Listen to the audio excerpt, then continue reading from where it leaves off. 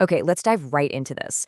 Welcome to another explainer where we take really fascinating and honestly sometimes highly controversial source materials and just completely break them down so we can understand the core ideas driving them.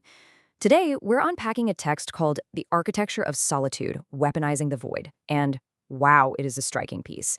It fundamentally challenges everything about how modern society views human connection and isolation. The author presents what they call the invisible architecture of reality, basically proposing that if you want to achieve true greatness, you have to completely dismantle this romantic mythology we have about constantly being around other people.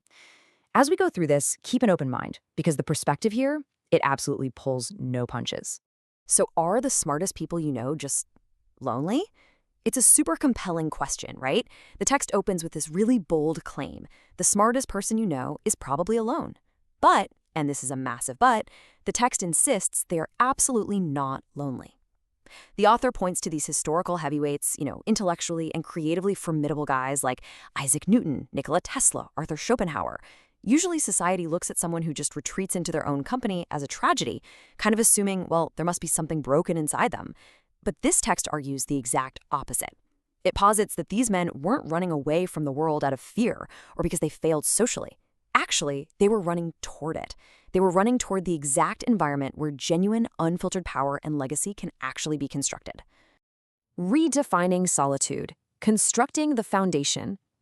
Let's move to this next part and see how this all builds. Because to really grasp the author's manifesto, we have to look at how they completely separate two concepts that, honestly, most of us just use interchangeably every day. The text draws a massive, literally clinical line in the sand, right here. On one side, we have loneliness. This is the classic societal view, the idea that being alone means you're just failing at the human experience. But on the other side, we have solitude, and the author defines solitude not as a deficit of connection, no, but as a deliberate, highly tactical environment. It's the necessary space required to construct genuine power. The text actually refers to the people who master this as architects. These are individuals who use solitude to leave a permanent, lasting scar on the consciousness of civilization. Escaping the biological trap, demolishing the will. So why is this so incredibly hard for most people to achieve? Well, the author argues that we're actually fighting our own internal programming. They frame our natural, human drive for connection not as some beautiful feature of humanity, but literally as a biological trap that is purposefully designed to keep us small. To really back this up, the text leans heavily on the 19th century philosopher Arthur Schopenhauer, specifically his concept of the will. The source explains the will as this blind, purposeless striving that just underlies all of existence, and it has exactly one agenda: to perpetuate itself. According to this framework, the will doesn't care about your intellectual development. It doesn't care about your creative legacy or your business or your big ideas. It literally only cares about using you as an instrument for reproduction and basic survival. And how exactly does the will keep you compliant? Through chemistry. The text claims that these specific chemicals, dopamine, oxytocin, serotonin, they're manufactured by our bodies to act as a kind of biological narcotic. They create those warm, fuzzy feelings we label as love and social belonging. But in the context of this source material, this neurochemical cocktail is actually just defense software. It's designed to override your rational mind, keep you completely distracted by the needs of other people, keep you pacified, and ultimately prevent you from achieving profound, truly original work. Pillar 1, the flow state fortress. So the crucial point here is, if connection is just a distraction, what's the alternative? Well, this brings us to the intense cognitive demands of true creative work. The source borrows pretty heavily here from the famous psychologist Mihaly Csikszentmihalyi, who coined the term flow. And flow is defined as a highly specific neurological state of deep, totally uninterrupted concentration. The author asserts that this state isn't just nice to have, it is an absolute requirement for genuine intellectual work. The text takes a really hardline stance here. It argues that holding a complex philosophical problem in your mind and, let's say, performing the cognitive labor of attentive parenting are neurologically mutually exclusive. You simply cannot do both at the absolute highest level at the exact same time. And here is where the absolute strictness of this philosophy really comes into focus. 20. According to the source material, it takes approximately 20 minutes of complete, uninterrupted concentration to even cross the threshold into this flow state. But that fortress, it is incredibly fragile. The text points out that this hard-earned 20-minute investment can be completely shattered in a single second by a minor interruption. A text message from a partner, a random ping from a group chat. According to the author, these aren't just little annoyances. They are fundamental destroyers of high-level original work. The whole argument here is that there is just no way you can build an empire if your attention is constantly, endlessly being fractured by the outside world. Which brings us to Pillar 2, weaponizing the void. So, if the flow state is your fortress, how on earth do you defend it? The text's answer is quite extreme. You embrace total silence. We've got a really stark comparison going on here. On one side, we have noise. The author claims that most average men just fill their lives with noise.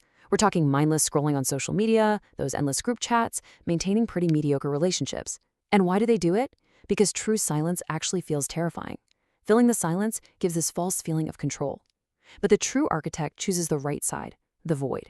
In this philosophy, silence isn't empty. It's your most underrated weapon. The void is like a crucible that just burns away every excuse and lie you tell yourself. It literally forces you to confront reality, leaving behind only what actually works. And this brilliantly illustrates the whole concept.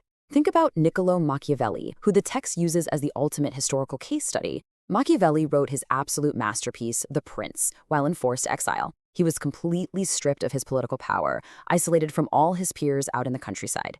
But as the author notes, he didn't break under the crushing weight of that isolation. He refined. He used the void to forge a work that permanently altered political philosophy forever. The text argues that when you stop reaching out for external validation just to feel complete, you become a fundamentally different and, frankly, far more formidable person. Building the internal citadel, navigating the dark world. So how exactly does the author apply this hyper-focused, incredibly stoic philosophy to everyday, real-world scenarios? The text actually gives us this highly specific and honestly very relatable concrete scenario. Step 1. Imagine you're waiting on a text message reply, maybe from a romantic interest, and it takes 6 hours. Step 2, the text argues that your will, remember that biological programming we talked about, will actively urge you to spiral. You'll desperately want to fill that silence. You'll want to send a follow-up joke or ask what's wrong simply because your emotional stability is currently contingent on their reaction. But step 3 is where the internal citadel kicks in. The idealized man in this text refuses to refresh his messages every 7 minutes. Instead, he redirects his focus straight back to a pre-existing mission, like a business or a craft, because his centeredness originates entirely from within, making him almost impossible to destabilize. Now, what's really interesting about this is how it distills the ultimate call to action of the whole text. A man can be himself only so long as he is alone. Noise is the enemy of progress. The author firmly believes that your attention is literally the most valuable currency you own. You are constantly engaged in a war against mediocrity. And according to this framework, that war is absolutely not won in crowded rooms or through networking events. It's won in the dark, hour by hour, brick by brick, while everyone else is either sleeping or just distracted by meaningless noise. Which finally leaves us with this provocative thought. The source text is undeniably powerful in its rhetoric, right? It promises immense creative power, total mental clarity, and a lasting legacy to those who are brave enough to step into the void. But we really have to ask ourselves, is weaponizing the void the ultimate key to a legacy, or is it just a fast track to profound, tragic isolation? Does escaping the biological trap of human connection actually elevate us, or does it strip away the very things that make life worth living in the first place? It's a heavy concept for sure, and a truly fascinating lens through which to view our increasingly noisy world.